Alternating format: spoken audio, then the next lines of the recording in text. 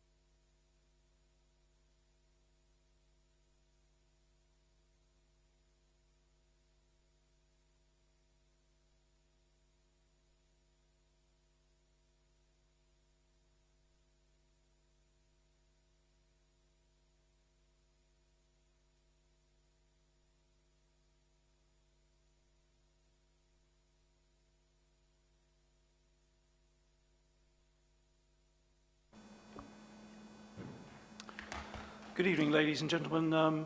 Welcome to the new council chamber, and welcome to those watching online as well, because this event is being streamed. My name's Jeff Richardson. I'm the chair of the Partnerships Corporate Organisation and Overview Panel. This meeting of the panel has been convened following the call-in of the Executive Member Decision DP 130, Appropriation of Open Space to Planning Purposes, Land South of the Uplands, Nailsea. So the purpose of this meeting is to debate that decision and the reasons for the call-in, at the end of which the panel will either agree to recommend that the executive member should reconsider his decision, or to recommend that the decision should not be reconsidered. The subject of the decision is specific to the appropriation of the land, which is a legal process distinct from any matters relating to the planning on that land. The Council's power to appropriate is detailed in the decision notice. In particular, the Council needs to be satisfied that the land is no longer required for the current purpose, and the purpose for which the Council is appropriating is authorised by statute. In respect of the use of the land, the executive member needs to be satisfied that on balance, the benefits to North Somerset residents and the wider community are greater for the proposed use than for the existing one. So the meeting for this evening will be structured as follows. Public discussion, there are 3 speakers who have 5 minutes each, and we will have questions to clarify the points that they are making. I don't want to start the general discussion at that point. I'll ask Mark Crosby as the proposer to set out his reasons for calling in this decision, and then we'll then ask Peter Crewe as seconder if he'd like to add anything to what Mark has just said. I'll then ask Steve Bridger as the executive member decision taker to respond if he wishes. The panel will then debate and question sufficiently in order to be able to take a vote, and that vote will be, as I said, on whether or not to recommend that the decision should be reconsidered, and in that case a majority will suffice. If the recommendation is for reconsideration, then we need to have good reasons which we can give back to the executive member for him to consider. So, are there any questions on that? Okay, thank you. In that case, I would call on the first member of the public to come forward. They have 5 minutes to put their case, and the first person is Angela Love, please.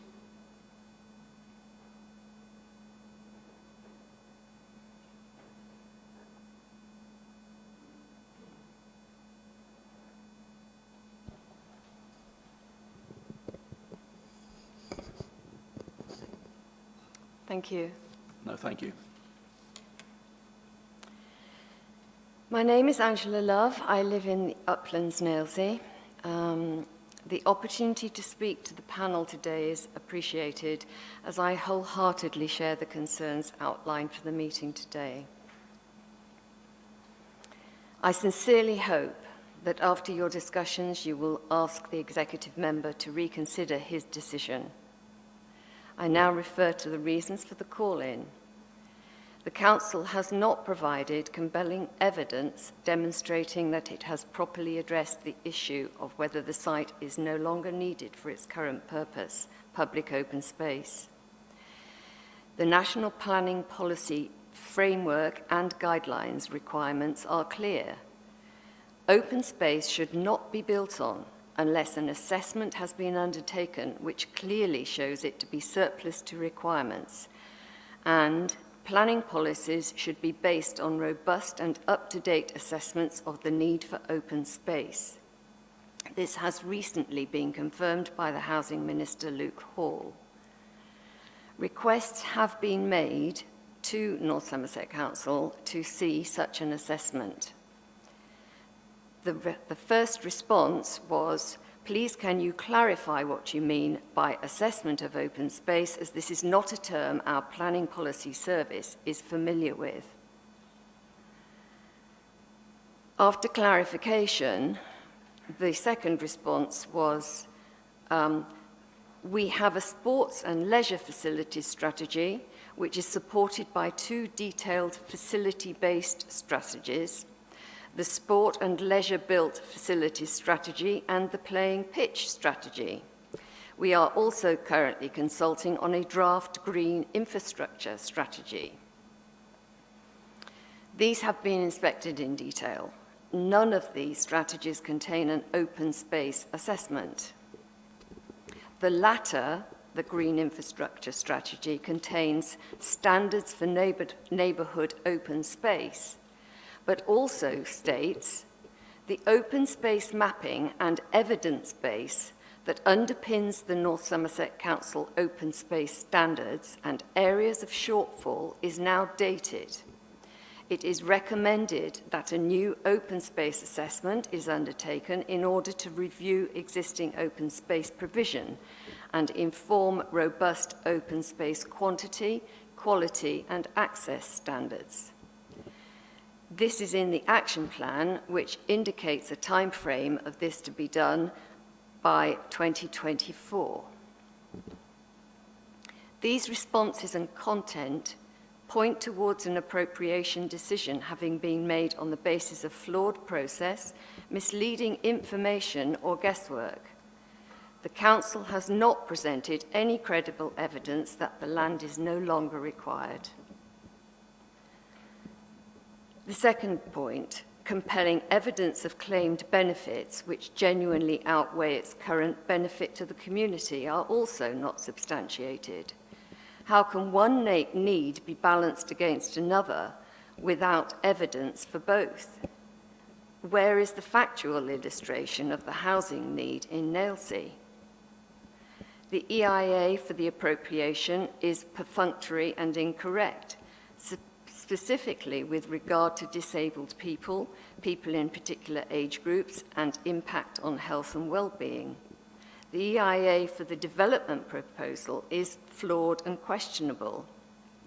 This EIA shows all the negative impact is on between 3,000 and 7,000 existing residents. Thirdly, sufficient scrutiny has not been given to public concern about the proposed change of use. An amazing amount of time, effort, and resources, including the quite intimidating reference to legal advice, has been spent dismissing simply expressed but genuine concerns. The size of Appendix B, 13 pages, which is a summary of public consultation comments and, frankly, rebuttals, shows the efforts to which officers have gone to justify the case for appropriation, why accessible open space will be taken away from the nearest community of over 3,200 existing residents to accommodate an expected 125 to 150 future residents. It is clear that the motivation to develop the land of the south of the uplands is financial, and that every process leading up to and including the appropriation decision has been made to fit this predetermined aim. I thank you for your time and attention, and if you have any questions about my statement, I shall be here until the end of the meeting, or I will leave my statement together with my contact details if anybody wishes to contact me afterwards. Thank you. Thank you. Has anybody got any questions now to clarify what Angela has just said? No? Well, thank you, Angela.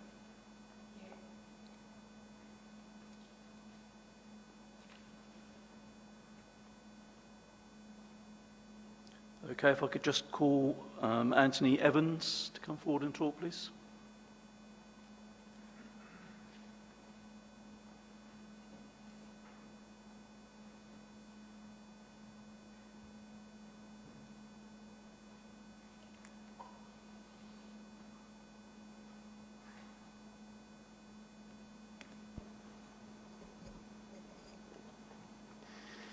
Good evening, everyone. Thank you for this opportunity to speak. My name is Anthony Evans. I live in Nailsea on Engine Lane, which is near, but not in or next to, the uplands. I have a very short time to try to make some hopefully telling points in opposition to this appropriation notice and in favour of retaining the land to the south of the uplands as green public open space that it has for many decades been and was intended to be, for which there is ample documentary evidence dating from 1966. It is widely felt in the community that this has not been taken into sufficient account by the powers that be. It is well known that North Somerset Council has very pressing financial needs on the one hand, and pressure from central government to build houses on the other. But it also has serious obligations to the standards it is required to meet, and to the people that it represents and aims to care for and about. This is not an enviable triangle of factors of which to find oneself the centre, but that is the Council's position. Hence, the Council states that it understands the unhappiness of those who have objected so strongly to the proposed development and is sympathetic to the reasons given for the retention of this land as open space. Yet, far from presenting truly compelling evidence for the case, the Council seems to have to stretch a great number of points to suggest that it is surplus to requirements, with an almost apologetic air of embarrassment and discomfiture, and without any suggestion that the loss resulting from the proposed development would be replaced by equivalent or better provision in terms of quantity and quality in a suitable location. Who says that it is no longer required as such anyway? Certainly not the 192 of the 193 comments objecting strongly, and in many cases very cogently, and the many more who signed a petition, and more still who use the area daily. Not Nailsea Town Council, not some North Somerset councils, not even the local MP. With 450 houses to be built next door on Netherton Grange, and 171 round the corner on Parish Brook Engine Lane, both to start imminently, surely the land is and will be even more required than it is now, despite the claim that each new estate contains some of its own space. But in reality, this is not that much when closely examined. 52 houses is a minuscule percentage to lose from the total that North Somerset Council is beholden to build in the next few years, especially when, arguably, the land should not have been in the sites allocation plan in the first place. If part of the assessment is supposed to be in the context of the whole community, and if the whole community is deemed to be the entire geographical area of the Unitary Authority of North Somerset, then any and all open spaces within such an area could be identified as revenue generators. In any case, doubt has been cast that all this has been adequately weighed up as such, with due diligence done, and the thoroughness and sufficiency of the assessment properly assured. It seems that the letter of the law, so to speak, has been interpreted and stretched to such a point in order to justify an official sanction on something that everyone can see is very far from the spirit and intention of modern current thinking, be it related to climate change, or COVID, or physical and mental well-being, or the location and context of the site and its imminent built-up boundaries. The scales on which these matters have been weighed do not seem to have been evenly balanced from the very start of the process. If the letter of the law is what the law states, the spirit of the law surely is a social and moral consensus of the interpretation of the letter. Please, in this case, as effectively those elected representatives and appointed officers whom the people of North Somerset rely on to be looked after and cared for to the best of your abilities, let your consciences and decisions reflect the strong moral and social consensus held in this case by the people of Nailsea. The time allowed for me to speak here must be nearly up. Please let it not be the same for this piece of treasured, valued, and irreplaceable open space. Thank you. I'll leave a copy of my words with the appropriate person, and I'm happy to answer any questions if I can, now or later. Thank you, Chair. Thank you. Does anybody have any questions? Could I ask you one then? It's a general question about the substitutes which have been offered for the space which is going to be used, which I believe are land off Sedgemoor Close, Hannah Moor Park, the Grove Sports Recreation Grounds, and land off the Perrings, as I understand it. Could you give me your thoughts on whether those are adequate replacements for what we're talking about here? For one thing, they're all quite a long way away, actually, from the site itself. If you've walked it, which I have, Another, they don't have the unique character of the site. I know this isn't part of the appropriation notice debate, but the site itself does have this rather special character if you've been there. The other sites are smaller, mostly. One of them, I believe, is private land. I think the Grove is owned privately, although there is access to it. And the fact that other public open space, well, other open space, for example, opposite Engine Lane and where Netherton Grange is going to be, will no longer be accessible. I believe in the report, one of the reports I read, that the area that Netherton Grange is built on does not have public access. It does, in fact. There's a little used footpath at the back, which I have often used, and there are pathways through the greenery which have been made by walkers like myself over a number of years. I think that's about as far as it goes. Okay, thank you. Any other questions? Well, thank you very much. Thank you.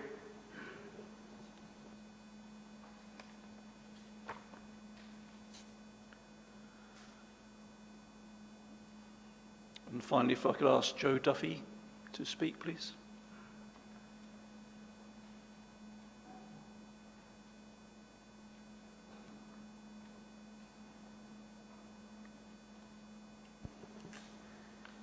My name is Jo Duffy and I'm the Town Clerk at Nailsea Town Council. I won't speak for too long. I think the previous speakers have covered many of the points that the Town Council would like to make. So I'd just like to say that the Town Council believe that North Somerset Council has not done due diligence with looking at the land that's no longer required for the current purpose. This piece of land has, as long ago as 1966, been identified as public open space and has been under the local authority's jurisdiction since 1997 for the purposes under the Community Land Act. This piece of land has been planted, it's had fencing, stiles and a footpath. It's been used as a football pitch in the past and for sport and recreation, leisure and play for as long as most people can remember. This has not been shown in any evidence to support that this piece of land is no longer required. It's continued in its use by the people of Nailsea. We have limited public open space in Nailsea, and with the current pandemic, more people than ever have used this public open space.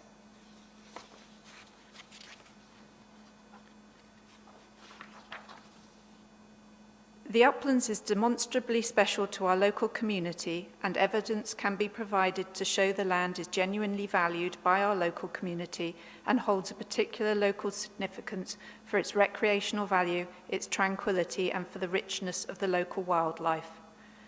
No alternative land has been offered by North Somerset Council to replace this much-loved piece of land as public open space.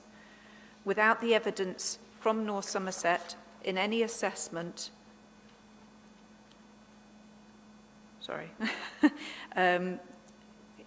it can't be shown to be no longer required for the purpose of which it's currently used. Okay, thank you. Any questions from the members? Thank you very much.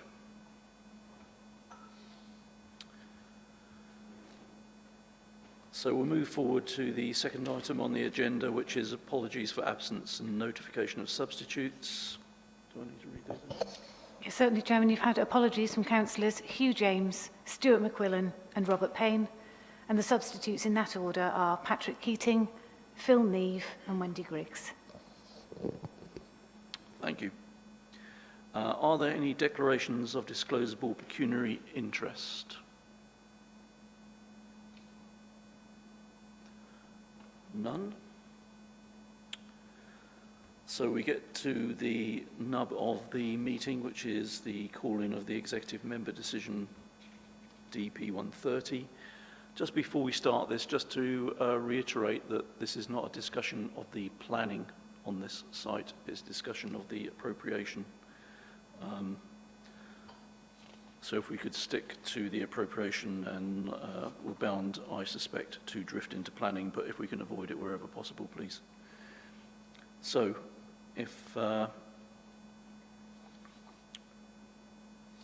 could ask Councillor Crosby to put forward his case, please.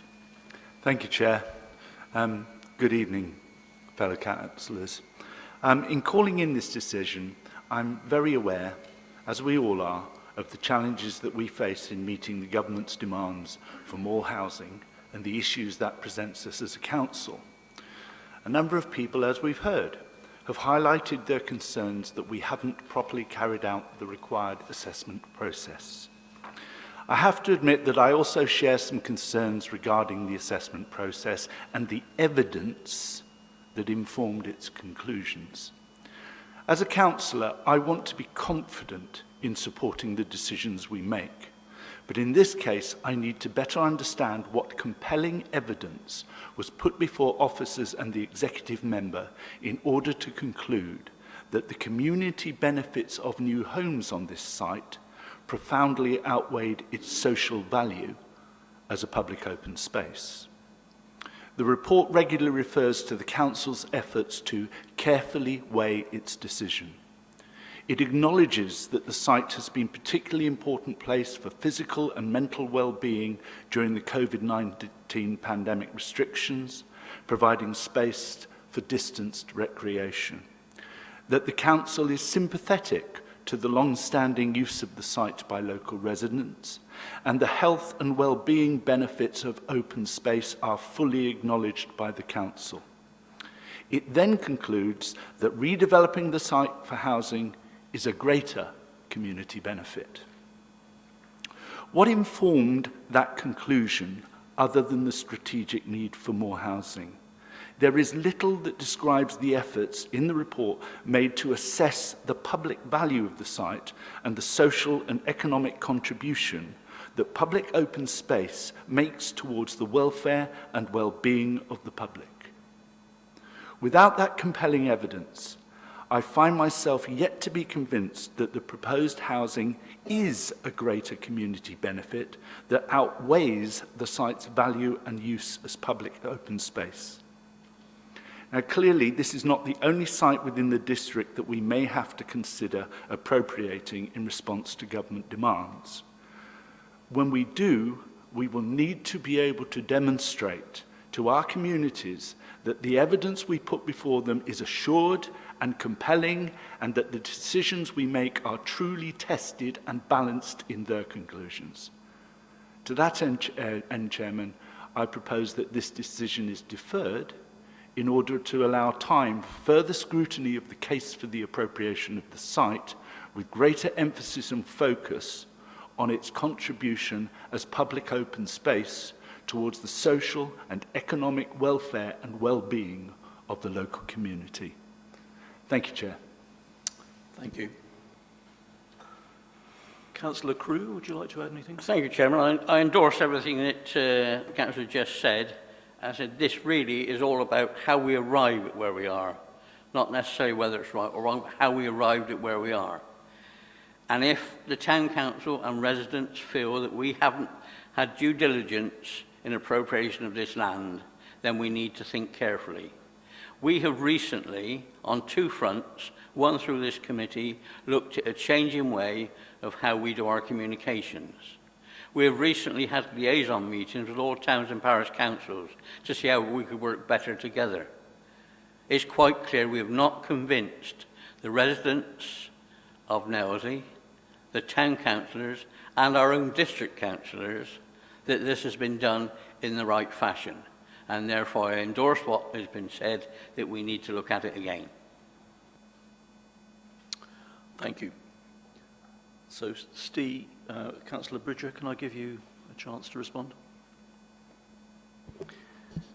Thank you, Chair. Evening, everyone. As a former chair, actually, to the precursor of this panel, I'd like to first of all say that I completely respect and support the role of elected members to test, to challenge executive member decisions, such as you're doing this evening. I think the report, and I would say this, wouldn't I? I think it's a good report. I think all the evidence is in there, plus the supporting documents that support the decision. I think to address some of the comments particularly raised by members of the public, but also elected members, I think some of the legalese around the decision is, mildly, incendiary, I suppose, if you can be mildly incendiary, in that, it refers to this phrase of no longer required for the purpose for which it is held. I think that's unfortunate. It's lifted from the Local Government Act 1972, Section 122, Section A, and I've got it here, unfortunately. It needs to be there in the report and phrased in that way, but I can understand why that's being questioned if taken literally. It's been considered in a number of legal cases, in particular the London Borough of Merton case, which is referenced in the report. In terms of responding to, again, members of the public, the land is obviously currently used as open space. That's absolutely not in dispute at all. I take into account everything that's been said, particularly about the last 18 months or so and the pandemic and the increased use of public open space. I think that's, again, referenced in the report in section 4.4. It's incumbent on me, I think, as the decision maker in this particular case about a council-owned asset. And my portfolio is assets, it's absolutely not planning, but I absolutely reject the notion that this was a financially motivated decision. In all the conversations that I've had with officers, that's not come up at all. I need to obviously be reassured that as a council we've taken into account all the relevant considerations. Likewise, and sort of not taken into account valid considerations, but relevant considerations in the sense of this is an appropriation and not a planning matter. Having said all that, of course, we need to be seen to be acting reasonably. It was not a decision I took lightly. I actually considered it at great length. I read every single comment. It's a 66 megabyte file, every single comment from all those people who responded to the public notice that was put in the local media, the consultation. I read all of those. At the end of the day, I think that, the council's entitled to strike that balance between the comparative uses, competing public interests, as stated in the report. It's a weighted balance. We all know the difficulty and subjectivity of weighing up the balance in these matters. Many of us are on the planning committee as well, and we have to sort of consider balance all of the time, and we will not agree all of the time. I think it's important to note that, and this might seem harsh, but at the end of the day, the council is the sole judge, actually, of whether or not the land is still required for the purpose of which it is held immediately before the appropriation decision. Again, that's not to suggest it's not being used by the public for its current use. Neither is the council bound by any previous decisions with regards to the previous uses of the land. And I'm comfortable that we've considered everything we needed to have considered. I'm certainly comfortable that I've done that. Granted, the panel is obviously will come to its own judgment about whether or not that weighting has been applied appropriately in this case. I'll happily respond to further questions. I can also share a brief chronology of events, that led up to my decision the last few months, if he felt that would help. But that's all I'll say for now. Could I just ask, Steve, what actually in the end tipped your decision to the one that you made? Is there something in particular, or was it a group of things?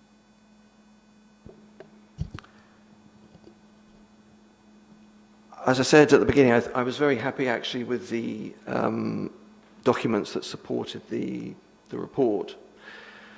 The recommendation was put to me before I made the decision, but as I said, I read every single comment that was put to in response to the consultation. I've actually visited the site twice myself, and obviously I can't claim anywhere near to knowing that site as I'm not a Nelsey resident. So again, it's subjective. I have walked around the vicinity of that site. There are other open spaces that I've observed. The actual site in question as well will not be completely eaten up with development.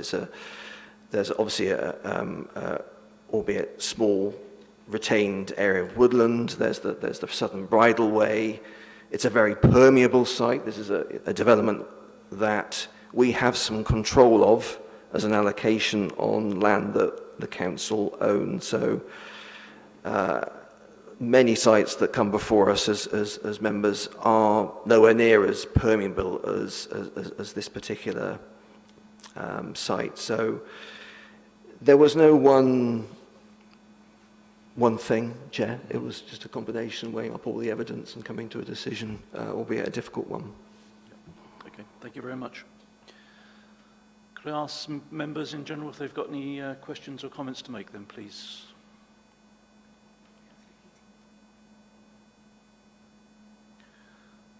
Councillor Keating first, please. Thanks, Chair. A few questions, if I may. In terms of deferring the decision, I fear somewhat that maybe is kicking it into the long grass. So a question to the executive member, if this decision is deferred or there's an ask for a reconsideration, what would be your next steps, or what would be the other options that could be looked at, or is deferral simply a way of killing this project by the back door? And equally, does that open the council to any potential risk or legal challenge or difficulties in terms of, indeed, the housing numbers? I've been struck by a number of the speakers talk about balance and compromise, and looking at the documentation, I feel that there perhaps is some balance in this, with the bulk of, or a large part of the site still being left open as an open space and for the current use and not all built upon. So is that compromise not acceptable to the members who may be opposed to the way forward? So still weighing it up in my mind, but I'm always a bit tentative about deferrals and rather prefer to make decisions, if I can put it that way. So that's my 2 cents worth for the moment. Thanks, Patrick. Perhaps I could ask Nick Gray to comment on that. Chairman, I think Councillor Keating has put it quite correctly. The decision has already been taken. What you are being asked to do here is whether you ask the executive member to reconsider that decision. So deferral is not quite correct. What you would be doing is saying to the executive member, would you reconsider, and in your reconsider, take into account X, Y, and Z. And I haven't heard the X, Y, and Z yet, but as the debate goes on, that may be where you get to.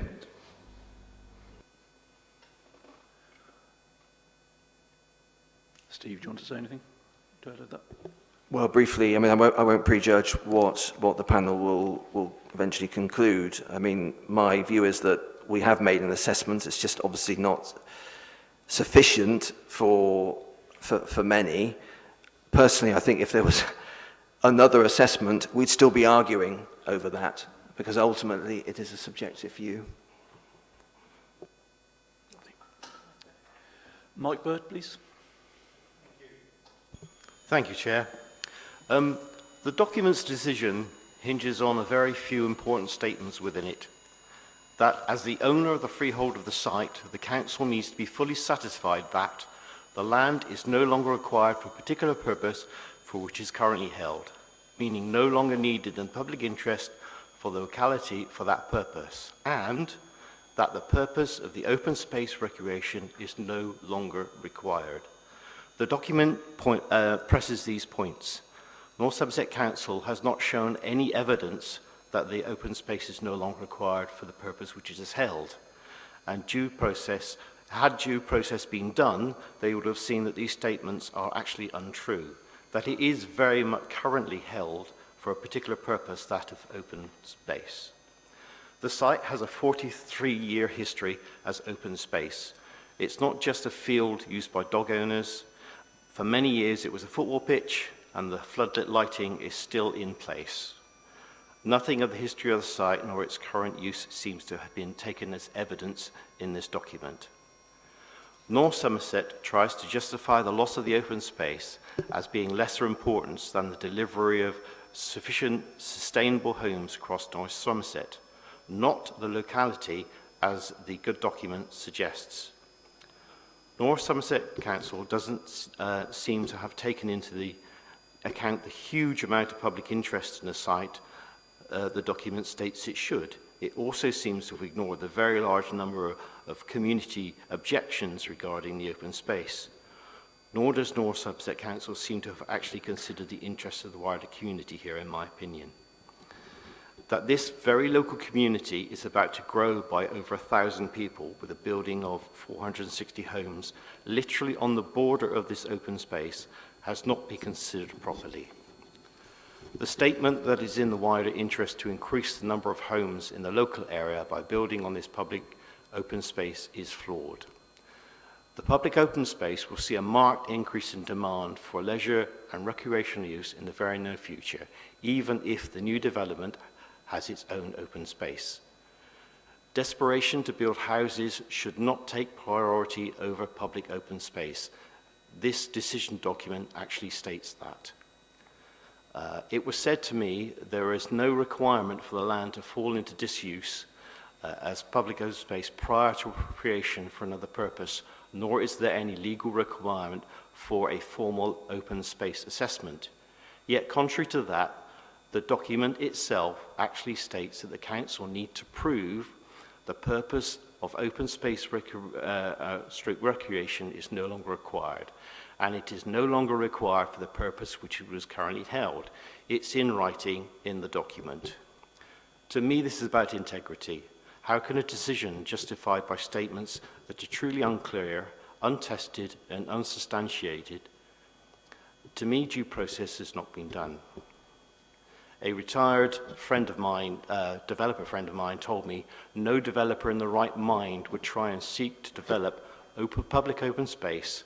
They simply wouldn't get planning permission. Here, North Somerset Council is the landowner, the developer, planning authority, and has the right to appropriate public open space. Without due process and proper scrutiny, this could be seen as a real conflict of interest. As I say, this is about the integrity of the council and the fact that this decision simply does not hold up to scrutiny. Thank you, Chair. Thank you. Councillor Leigh Morgan, did you want to speak? Thank you, Chairman. Yes, I was Vice Chairman of P&R when this application originally came to us. And my first impression was that it was a brilliant application, absolutely brilliant. But it's significant that this meeting tonight is being held in the very same room as the airport inquiry, because I feel that this application is seeking to put a development in, unfortunately, the totally wrong site. It's much too far away from the everyday facilities that most people rely on.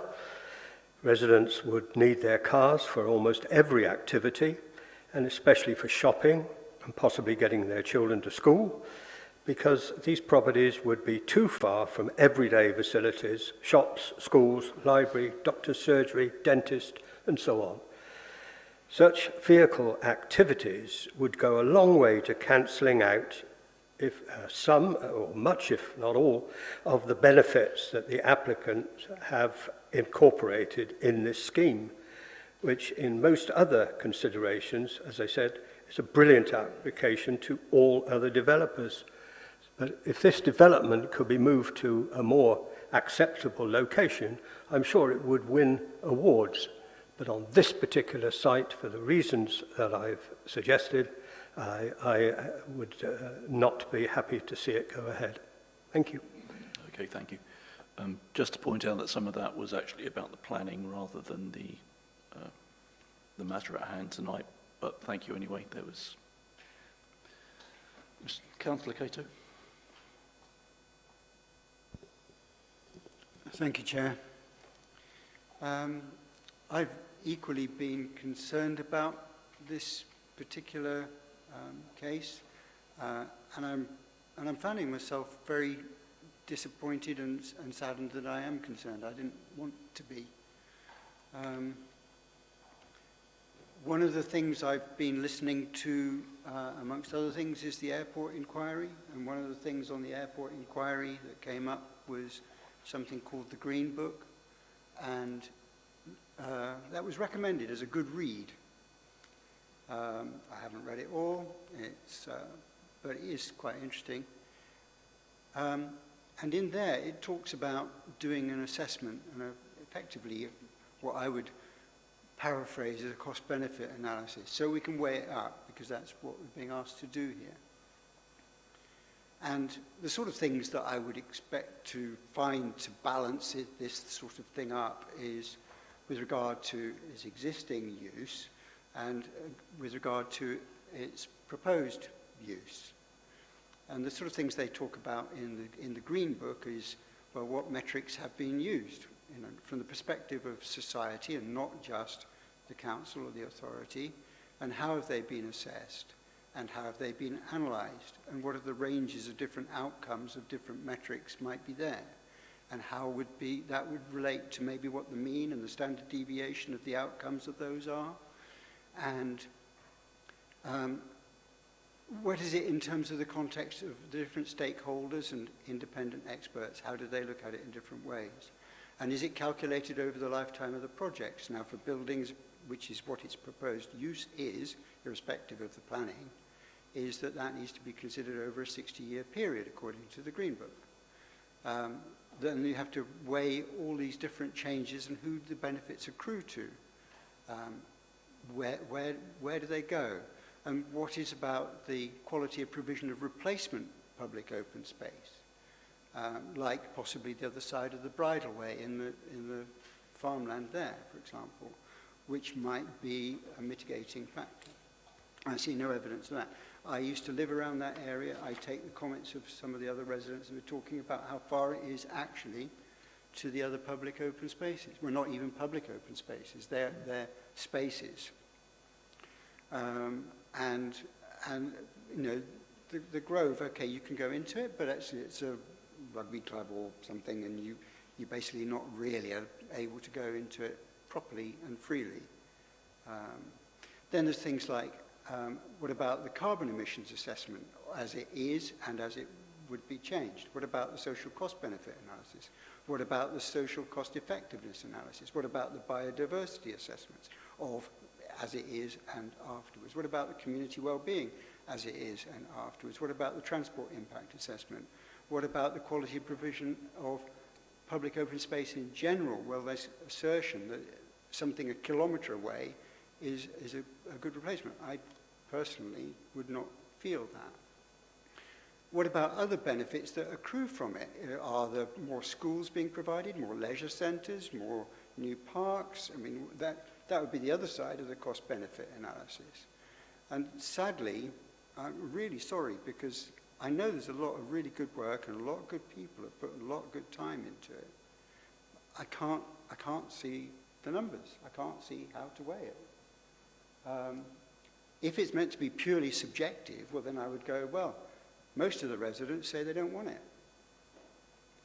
But that's purely subjective, and I'm not convinced that's right either.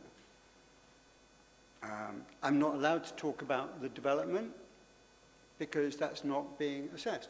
but as has already been mentioned, though I'm not meant to say this, the development is a sterling piece of work. The principles behind it is a sterling piece of work. I admire it. But that's not the point. The point is, how do we weigh this in a way that is meaningful, proper meaningful metrics? And I don't see it. I'm sorry. I apologize for not seeing it, because I'd love to. Thank you, Chair. Thank you. Okay. Councillor Crew. Thank you, Chairman. Just come back on something. Just to repeat, this is about the way the decision was arrived at. Not whether the decision was right or wrong, the way it is arrived at. Have we done the right, taking it the right way forward? Have we investigated the way we should have? Have we taken people along with us? Government minister in the local government said recently, we need to be mindful of all our open spaces in the future, because with so many more people suffering from mental health issues, the walking, exercising, and the feeling of well-being on open spaces is important, and therefore we need to take all that into account. Now, if you look at, for example, page 26 of the report, which covers the equality impact summary, if you look at those group of people listed there, and you think of what I've just said about mental health, well-being, exercising, and walking, to say there's no impact on this development, as that table indicates, is wrong. And that is just one of the things which is showing it's wrong. If that bit is wrong, have we done due diligence on everything we should do? That's what this is about, not whether we like the development, not whether it will be developed, whatever we do. This is about, have we arrived at where we are in the right way, under the right conditions? Thank you. I think, to be fair, I mean, if you're referring to the page where the customer equality impact summary is for the appropriation, which shows nothing, basically, there is another... That's the point, Chairman. Yeah, well, yes, but there is another customer equality impact summary for the development later on, which does show impacts one way or another. But, Chairman, that's not relevant. That's the development. We're talking about the appropriation of the land. Okay. That is relevant. I suppose the argument would be, until it's actually developed, then the appropriation doesn't change it, but I take your point. Okay, is there anybody else who wishes to speak? Councillor Crosby. Thank you, Chair. Steve, I take the point, Councillor Bridger, that it's a subjective, what ends up, where you end up is often a subjective decision. But my good friend, Councillor Cato, has also pointed me at the Green Book. And if you don't know the Green Book, it's Central Government Guidance on Appraisal and Evaluation. So given that it was central government, I was questioned whether that would be a really good read, but it really is a good read. There are a couple of points that they raise in it about appraisal that to my mind are absolutely key. And for my ability, I couldn't read them. There was not a compelling case from the point of view of the principles, the ideas, the assessment process that includes welfare economics and concerns overall social welfare efficiency. There was nothing in that. It is not simply that someone goes for a nice walk. There is a social value that is not measured and, in this, or attested to in this report. So, whilst I appreciate that it may indeed be the case that decisions may be subjective, what the Green Book says, which I have to agree with, is your decisions or the decision-making and assessment process always has to begin with an open and objective evidence base. And that's what I'm looking for, and I can't find it. Thank you. Thank you. Councillor Griggs. Thank you. I've not been involved in the process of this over the last few years, as obviously some of my fellow councillors have been. I have been reliant on the papers that were sent to me recently, which I have examined and looked through carefully. I find various contradictions in the report which worry me. Contradictions of the recognition by the council of the benefits, the need for this open space for the residents, balanced against what we're not allowed to talk about, which is the need for housing in North Somerset. Now, housing in North Somerset to me is not relevant to this discussion, but the contradictions in the document suggest to me there is a need for a further assessment of this requirement, because the contradictions are worrying. If on one hand the council is saying sympathetic to the long-standing use of the site by local residents, if the council is saying it does not dispute that the area is regularly used by local residents, has there been enough assessment of what this is saying about the need in the community? So that to me is the worry. Thank you. Councillor Bird, please. Thank you. Could I just bring it back to the document and the phrases it uses within it? It says, the owner of the freehold site, the council, should be fully satisfied that the land is no longer required for the purpose it is held. The purpose, the open space recreation, that it is no longer required. There has been that has not been substantiated. So these phrases actually in this document are not true. Thank you. Okay, thank you. Anybody else wishing to speak? So I would ask somebody to bring forward a motion.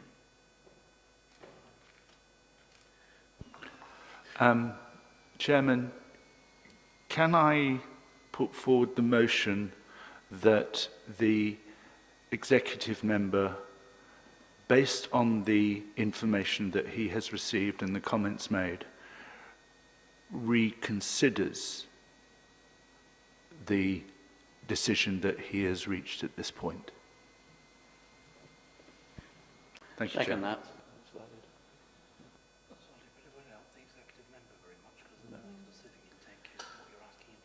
Indeed, okay. So what we need to do is be a bit more specific about what we're asking him to reconsider.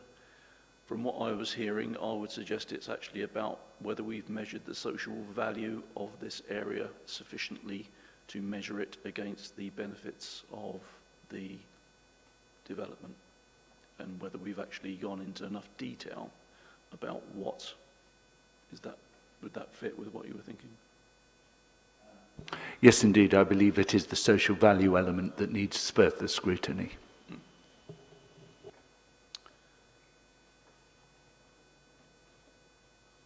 Okay. So, and that was seconded, I think I heard somewhere. Seconded, yes, lovely, thank you. So I suggest we take a vote. Jim, sorry. Councillor Cato. May I just add to that and say not only specifically the social value, but all of the other relevant metrics that are indicated in the Green Book would be most appropriate. The ones I listed out are some of them. So essentially, a proper assessment is what I'd be asking to be thank you. raised. So do we have a proper motion there? So, Chairman, what I've got from the comments made now is that you're asking the executive member to reconsider the decision because you feel that the measured social value hasn't been done sufficiently against the benefits of the development, and also want to take into account the other relevant metrics as listed by Councillor Cato earlier in the meeting. So, Councillor Cato, could you provide those to Philippa, please, after the meeting? Thank you. In that case, I believe we can take a vote. That's okay. Yep. Would all those for reconsideration please show?